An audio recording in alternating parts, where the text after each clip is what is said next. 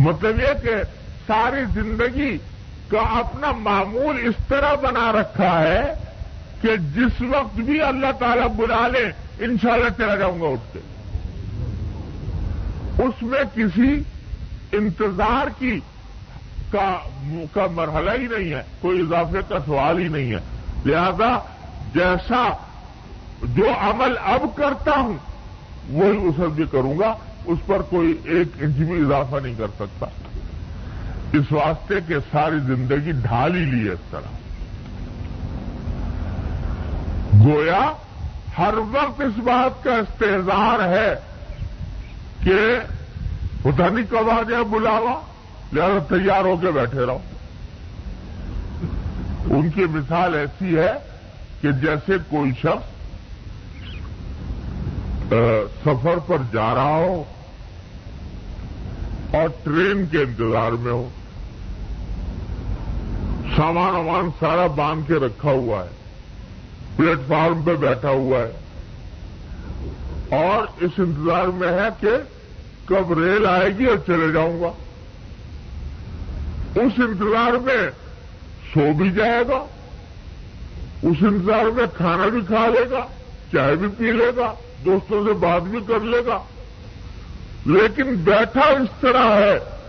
کہ جب ٹرین آئے گی بالکل تیار ہے، اٹھا کے سامان رکھ کے چل پڑے گا. تو اولیاء اللہ تعالیٰ ان کے درجات بلند فرمائے، ان کے حال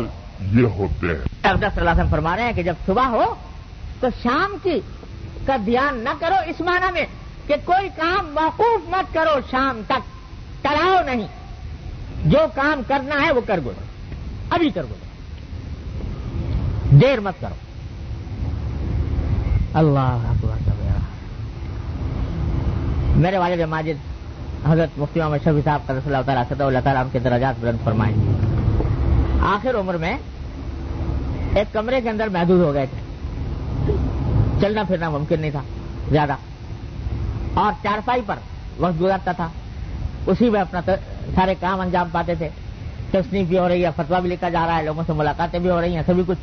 چارپائی پر ہوتا رہتا تھا. اس دوران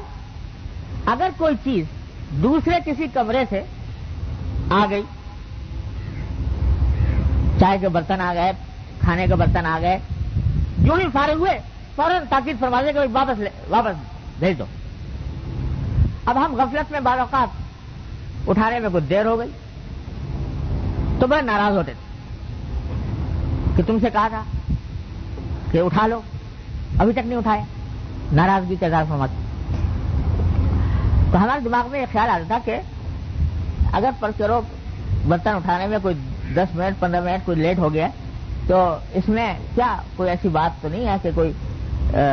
جس کے اوپر کوئی زیادہ آدمی تشویش میں مبتلا ہو. تو ایک دن پوچھ بھی لیا کہ آپ اس کے اوپر بعض اوقات بہت ناراضگی کا اظہار فرماتے ہیں، تو کیا وجہ ہے؟ تو اس وقت فرمایا کہ بھائی بات اصل میں یہ ہے کہ میں نے اپنے وصیت نامے میں لکھا ہوا ہے کہ اس کمرے کے اندر جتنی چیزیں ہیں وہ میری ملکیت ہیں، اور میری ملکیت ہونے کی وجہ سے وہ میرا ترکہ ہوں گی، ورثہ میں تقسیم ہوں گی. اور ان کمرے کے باہر جتنا ساز و سامان ہے وہ میں تمہاری والدہ کی ملکیت میں کر چکا ہوں، تو اس واسطے اس میں ترکہ جاری نہیں ہوگا. اب اگر دوسرے کمرے سے کوئی چیز آ گئی اور میرا انتقال ہو گیا اور وہ پڑی رہ گئی تو ملکیتوں میں اشتباہ واقع ہو جائے گا. ملکیتوں میں اشتباہ واقع ہو جائے گا، لوگ سمجھیں گے کہ یہ میری ملکیت ہے حالانکہ تمہاری والدہ کی ملکیت ہوگی، اور اس میں ملکیتوں میں اشتباہ ہونے سے حقوق ضائع ہو گئے. اس واسطے چاہتا ہوں کہ ایک لمحہ بھی تاخیر نہ ہو، کیا پتا کس وقت موت آ جائے. اور یہ جب اپنے گھر کا حال ہے تو مدرسے کی اگر کوئی چیز آ گئی تو وہ تو بطریقہ والا اس مدرسے کی چیز ہے اور وہ گھر میں پڑی رہ گئی تو اندیشہ ہے کہ کہیں لوگ اس کو میرا ترکہ سمجھ کے میراث میں تقسیم نہ کر لیں. تو کوئی کام اب اس وقت آنکھیں کھلی ہماری کہ در حقیقت یہ جلدی کیا تھی، کس وجہ سے تھی. تو حقیقت میں مقصد یہ ہے کہ اس حدیث پر عمل ہو رہا تھا کہ جب صبح کرو تو شام کے اوپر کوئی کام مت ٹالو. مطلب یہ ہے کہ کہیں کوئی کام جو تمہارے ذمہ واجب ہے وہ شام تک کے لیے مت چھوڑو, فارغ کرو اس کو, جلدی سے فارغ کرو, ذہن اپنا ہٹا لو. ہر چیز ایک ایک چیز واضح طریقے پر لکھی ہوئی تھی ہر وقت کہ کون سی چیز کس کی ملکیت ہے اور کس کا کیا حق ہے, تاکہ کوئی اشتباہ واقع نہ ہو. بات یہ فرمایا نبی کریم صلی اللہ علیہ وسلم. اللہ تعالی ہم سب کو اس پر عمل کرنے کی توفیق عطا فرمائے. لا الہ الا اللہ. آگے ایک حدیث ہے حضرت عائشہ صدیقہ رضی اللہ تعالی عنہا کی. وہ روایت فرماتی ہیں کہ ما من رجل یزور قبر اخیہ ویجلس عندہ الا استأنس بہ, او کما قال صلی اللہ علیہ وسلم. یہ مرنے کے بعد کی بات ہے. حدیث میں یہ فرمایا کہ جب کوئی شخص اپنے کسی بھائی کی قبر پر جاتا ہے اور اس کے پاس بیٹھتا ہے تو قبر صاحب قبر جو مردہ ہے وہ اپنے اس مسلمان بھائی کے پاس بیٹھنے سے انس حاصل کرتا ہے.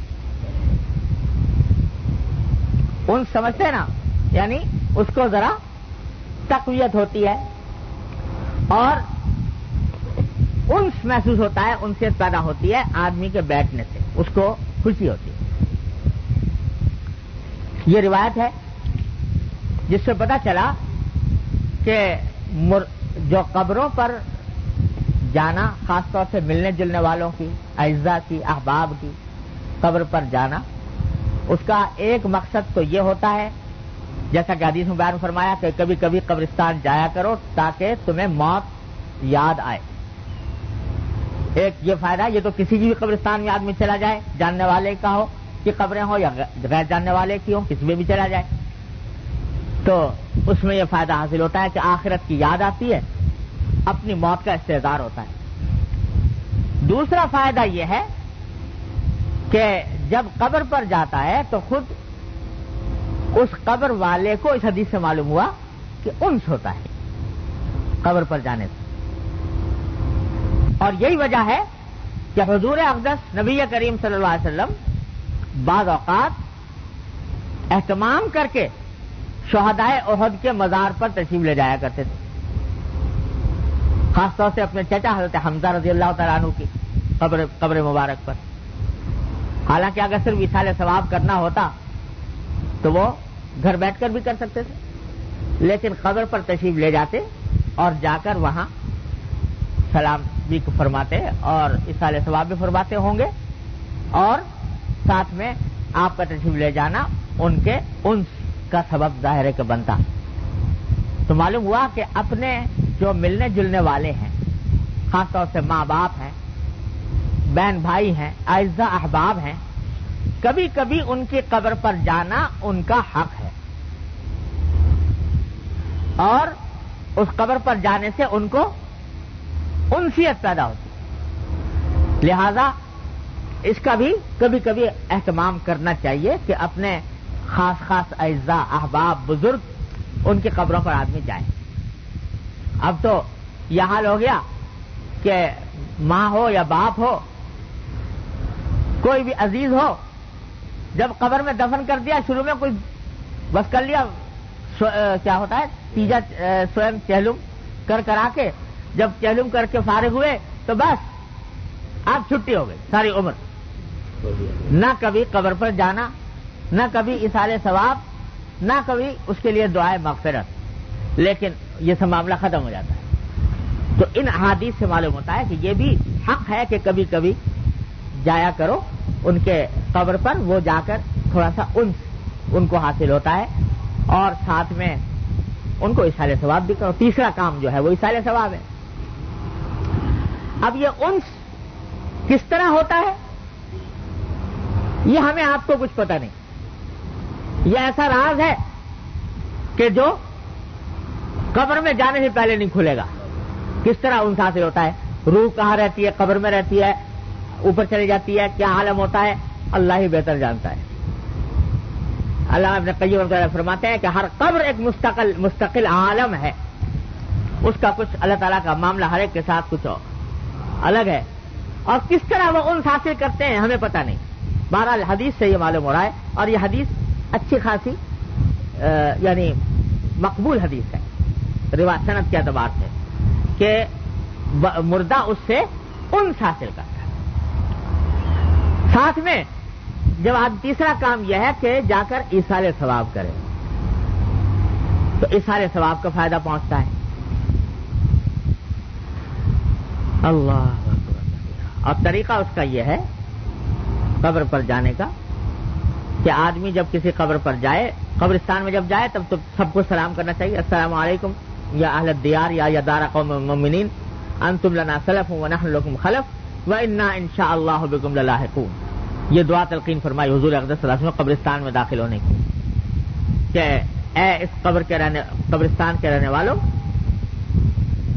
آپ ہم سے پہلے چلے گئے، ہم آپ کے پیچھے آنے والے ہیں، ہم سے آپ کے پیچھے ہمیں بھی یہیں آنا ہے، یہ دعا کر لیں۔ اور اس کے بعد جس قبر پر جانا ہے تو اس قبر کے اندر جو قبلے کی جانب جا کر آدمی کھڑا ہو تو یہ بہتر ہے۔ ویسے بعض لوگوں نے فرمایا کہ پائتی پر کھڑا ہو، لیکن زیادہ جو معمول بزرگوں کا رہا ہے وہ یہ ہے کہ قبلے کی جانب کھڑا ہو، اس طرح کہ چہرہ قبر کی طرف ہو۔ تو چونکہ مسلمان مردوں کو اس طرح لٹایا جاتا ہے کہ ان کا رخ قبلے کی طرف ہوتا ہے، تو گویا اس کے چہرے کے سامنے چلا جائے، اور چہرے کے سامنے جا کر پہلے السلام علیکم ورحمۃ اللہ وبرکاتہ سلامت کرنا چاہیے، اور اس کے بعد پھر جتنا اللہ تعالیٰ توفیق دے، کچھ قرآن کریم پڑھ لے، کوئی خاص صورت متعین نہیں ہے، لیکن جتنا توفیق دے پڑھ لے، اور پڑھ کر دعا کر لے کہ اللہ اس کا ثواب اس صاحب قبر کو عطا فرما دیجیے۔ اس میں بہتر ہے کہ سورہ فاتحہ پڑھ لے، 3 مرتبہ سورہ اخلاص پڑھ لے، اور سورہ یاسین پڑھ لے تو بہت ہی اچھا، سورہ ملک پڑھ لے۔ یہ صورتیں خاص طور پر اس موقع پر پڑھنے کے لیے بزرگوں کا معمول رہا ہے، لیکن ویسے جو بھی تلاوت کر لے انسان وہ بہتر ہے، اور اس کے بعد دعا کر لے اللہ تبارک و تعالیٰ سے کہ یا اللہ اس کا ثواب ان کو پہنچا دیجیے، تو اللہ تبارک و تعالیٰ اپنے فضل و کرم سے وہ ثواب پہنچا دیتے ہیں۔ اور ایصال ثواب میں یہ بات یاد رکھنی چاہیے، بعض لوگ یہ سمجھتے ہیں کہ جب میں نے اپنا ثواب کسی دوسرے کو بخش دیا تو میں تو خالی ہو گیا، تو اپنی دولت دوسرے کو دے دی۔ تو واقعہ یہ ہے کہ ایصال ثواب کرنے میں خود آدمی محروم نہیں ہوتا، اللہ تبارک و تعالیٰ اپنی رحمت سے اس کو بھی عطا فرماتے ہیں، اور جس کو ایصال ثواب کیا گیا ہے اس کو بھی عطا فرماتے ہیں، بلکہ ایصال ثواب کرنے والے کو دوہرا ثواب ہے، ایک اس عمل کا اور ایک اپنے بھائی کے ساتھ حسن سلوک کا، تو ڈبل ثواب ملے گا انشاءاللہ تعالی۔ وہ ایصال ثواب کر لے، اور پھر اس کے بعد دعا کر لے اللہ تعالیٰ سے کہ اللہ اس کی مغفرت فرما دے، اس کو درجات عالیہ عطا فرما دے، اس کو اس تلاوت کا ثواب عطا فرما دے۔ ہاتھ اٹھائے بغیر کرے، اگر قبر کی طرف منہ کیا ہوا ہے تو ہاتھ اٹھائے بغیر دعا کرنی چاہیے، اور اگر قبر کی طرف نہیں قبلے کی طرف منہ کر لیں تو ہاتھ اٹھا کر بھی کر سکتے ہیں دعا، لیکن دعا بہرحال مانگ لینی چاہیے کہ اللہ تعالیٰ ان کو عطا فرما دے۔ ایک روایت میں آتا ہے، سند تو اس کی کمزور سی ہے لیکن مضمون کے اعتبار سے بہرحال صحیح ہے، کہ جو قبر کے اندر لوگ پہنچ جاتے ہیں مردے، وہ الفاظ حدیث اس روایت کے یہ ہیں کہ وہ ایسے ہوتے ہیں جیسے کہ کوئی شخص پانی میں ڈوب رہا ہو اور وہ اپنے پاس سے گزرنے والوں کو مدد کے لیے پکارے۔ تو یہ جو قبر میں مردے ہوتے ہیں وہ اپنے پاس سے گزرنے والوں کو زبان حال سے پکارتے ہیں کہ ہمارے لیے دعائے مغفرت کر دو، اور ہمارے لیے دعائے مغفرت کر کے ہمیں کوئی ایصال ثواب کر دو۔ میرے والد ماجد رحمۃ اللہ علیہ شعر بھی کہا کرتے تھے ان کی ایک نظم ہے مقبرے کی آواز کے نام سے، مقبرے کی آواز، اس میں یہی مضمون نظم فرمایا ہے کہ مقبرے میں اترنے والے سن، ٹھہر ہم پر گزرنے والے سن، ہم بھی ایک دن زمین پہ چلتے تھے، باتوں باتوں میں ہم مچلتے تھے، یہ کہہ کر نقشہ کھینچا ہے اپنی زندگی کا، اور پھر آگے کہ اب ہمارا حال یہ ہے کہ ہم ترستے ہیں اس بات کو کہ کوئی اللہ کا بندہ ہمارے لیے دعا کر دے، ترستے ہیں اس بات کو کہ کوئی اللہ کا بندہ ہمیں کوئی ایصال ثواب کر دے۔ تو اس واسطے یہ مقبرے میں سے آواز آتی ہے گویا، تو یہ اس حدیث سے ماخوذ ہے کہ حدیث میں حضور اقدس صلی اللہ علیہ وسلم کی طرف منسوب ہے کہ آپ نے یہ فرمایا کہ مردے اس طرح ہوتے ہیں جیسے ڈوب رہا ہو کوئی شخص اور مدد کے لیے لوگوں کو پکارتے ہیں، لہذا ایصال ثواب کا اہتمام بھی اپنے اعزاء اقربا دوستوں کے لیے بزرگوں کے لیے کرتے رہنا چاہیے۔ اور اس کا بہتر طریقہ یہ ہے کہ جو انسان کے معمولات ہوتے ہیں تلاوت کے، مثلا صبح کو تلاوت کی تو اس کے اندر اپنے سارے بزرگوں، اساتذہ، والدین اور بہن بھائی ان سب کو ایصال ثواب کر دیں۔ اور جیسے پہلے بھی میں عرض کیا تھا کہ جب بہت ساروں کو اکٹھا ایصال ثواب کیا جائے تو بعض لوگ کہتے ہیں بٹ کے